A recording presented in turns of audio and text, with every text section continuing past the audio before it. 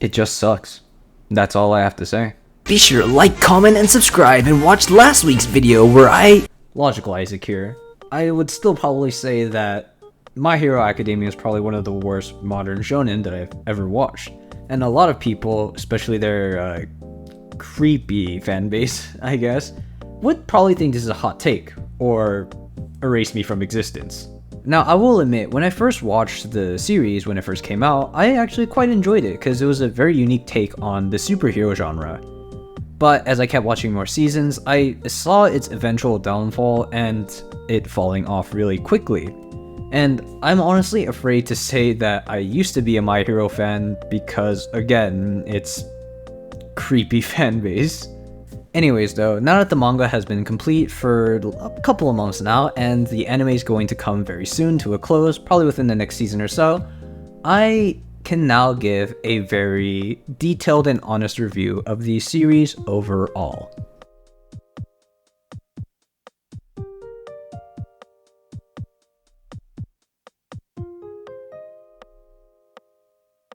Now, even though I knew that My Hero Academia was spiraling down the path of shittiness, I still decided to keep up with the mangas just to see how much worse it could get, or if it could even get a redemption arc in the first place.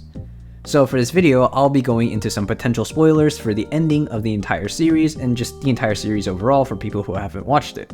So, My Hero Academia is a modern shonen exploring a world where the majority of the world population has superpowers known as quirks. And these quirks range from really shitty powers, like having a horn on your head, to godly abilities that could allow you to control the elements. Again, when the series first came out, I honestly thought it was a very unique take on the superhero trope. Marvel and DC talk about worlds where superpowered individuals are a small handful of the population. My Hero, on the other hand, talked about the complete opposite, in which quirkless individuals are the minority. The series focuses on our main protagonist, Izuku Midoriya, a quirkless boy who has the ambitious dream of becoming a hero. Despite the mass ridicule, bullying, and heartbreaking news that he goes through, fate brings him to his idol, All Might, the greatest hero of all time. Throughout the story, we see his progress and how he handles villains, where he would eventually become known as the quote-unquote greatest hero of all time. So I'm just gonna go ahead and go skip all the way to the ending of the series. The series concludes with Class 1A's battle with Shigaraki and All For One, who are the main antagonists of the entire series. Obviously, the heroes win this final battle, but Midoriya is once again left quirkless. So because of this, he has to give up his dream of becoming a hero and ends up putting the fries in the bag. Just kidding. He ends up becoming a teacher at his high school, Hero Academy, before All Might gives him a super suit that emulates his old powers, which then lets him become a hero again. So now that you know the basic summary of the entire story, I can show you where it all went wrong exactly. In total, My Hero consists of 23 arcs, and my first problem with this series is the staggering amount of boring high school/training arcs that are included within these series. About half the series consists of training, internship, and school festival type arcs in which, in my opinion, basically count as filler. While I do understand that a part of this series focuses on these high schoolers' lives, friendly reminder that these characters are all children, and whatever weird fanfiction that the fanbase is writing about them is just fucking wrong. These 11 arcs essentially felt like filler to me. While modern shonen often have the occasional filler like a beach episode or I don't know, like a day in the life episode, they don't have full arcs dedicated to them. I understand that in an action series, training arcs are essential to show the blood, sweat, and tears characters put in to get stronger. However, there were so many of them that it just got really boring and old. Like, I want to see a bloodbath, not an unpaid internship. The first couple of arcs though were amazing, like the sports festival arc and the forest training arc. Those are acceptable because the main focus was on their new school lives. After this though, it does get repetitive because Class 1A alone have already been in situations that most pro heroes go through on a daily basis, if not even worse situations. As the threat levels get higher, the story strayed a lot from the average school life. In my opinion, the last good arc was the Chisaki arc, since it introduced us to a goated character like Mirio, and the main villain, Overhaul. Another problem that I had with My Hero was the lack of character depth. The series introduces a wide cast of characters ranging from fellow classmates in 1B to pro heroes and big villains, and I cannot for the life of me even remember their names. What makes a wide cast of characters memorable is the amount of depth put into those characters. I still don't even know the names of like half the characters in Class 1A, where the main story is literally focused on.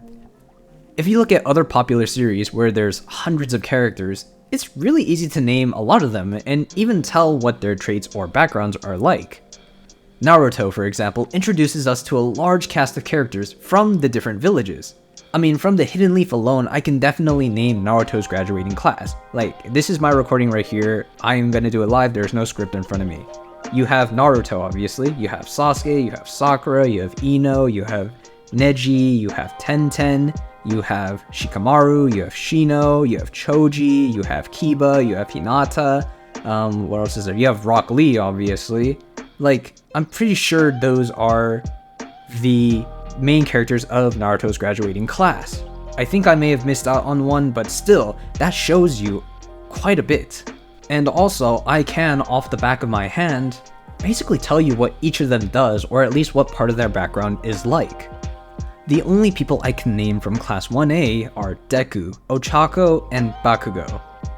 Everyone else seems pretty forgettable, and I quite literally cannot remember their names. I only know the quirks that they have, and that's it. I understand how difficult it is to introduce an entire world of characters and still make them interesting enough to the plot. However, there are a number of anime out there that have been introduced to a large cast and still made them somewhat influential to the story overall. To prove my point, here's a list of anime that do so.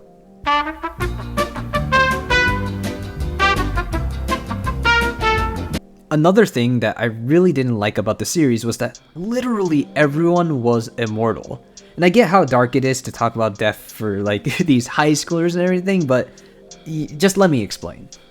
Only one side character dies that I could remember, and it was that kinky hero, I forgot her name.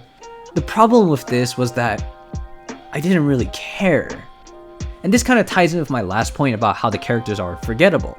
Usually when a character dies, it leaves a lasting impact on the story, and other characters as well as fans. However, I felt like no one really cared that she did die. I know it's ironic how I say that there should be more death in the series when I'm a fan of Dragon Ball, where death really isn't a factor, but still those deaths at least had great impact within the story. Krillin's death gave us the most famous transformation in anime history. Vegeta's suicidal explosion gave us one of the most iconic scenes in anime history. Even though they do come back later on in the series due to the Dragon Balls and whatnot, their deaths gave us a lasting impact overall. If we look at Naruto, everyone practically felt their heart shatter when Jiraiya died. If we look at One Piece, again, I mean, no one really dies until we get to Ace, which is also one of the biggest tragedies in anime history. We were almost given an influential death in My Hero, until we were just given a just kidding, and I'll talk about that in my final reasoning. The last thing I think that was really bad about this series overall was its ending. During the final battle, All For One quite literally acts like a Dark Souls boss with multiple phases. So let me explain what this means. Throughout the entirety of the series, All For One grooms Shigaraki in the ways of villainy and tells him that he will pass his quirk on to him. To no one's surprise, this was obviously a lie, since he was planning to actually take over Shigaraki's body since his own was getting decrepit and old. So during the final battle, All For One had already passed on his quirk to Shigaraki, but was still in possession of the embers of it since, if I recall correctly, the transfer process was interrupted or something. I don't really know, nor do I really care. So now there were two All For Ones, basically. Bakugo decides to go up against All For One and miraculously kills him at the cost of his own life. And surprise surprise, he's actually not dead, cause fuck it, no one important dies in this series. Meanwhile, Deku decides to go up against a souped up Shigaraki, basically zombie. And I kid you not, he beats him with the most bullshit talk no jutsu way possible. He basically tells him, "You just need a hug, bro." And Shigaraki's just like, "Shit, you're right, man." And as he's about to stop his evil ways, Star Wars Episode 9 callback. Somehow, All For One Sama comes back and takes over. Like, death is such a foreign concept that not even the villains understand what it is. Deku wins power of justice and friendship or whatever the end, and then the prologue goes to what happens in the aftermath. And as I said before, Deku is stuck as a high school teacher since he's quirkless until plot convenience makes him a hero again. Now the message that Deku tells us about is how his classmates and his actions have inspired a new generation of heroes. He also tells us how teaching is also very important in shaping future generations. And I will admit that that's a very strong message to send out. I respect teachers and what they do, since education is something that needs to be respected and nurtured. However, this moment was really ruined for me when he ended with the cheesiest thing ever.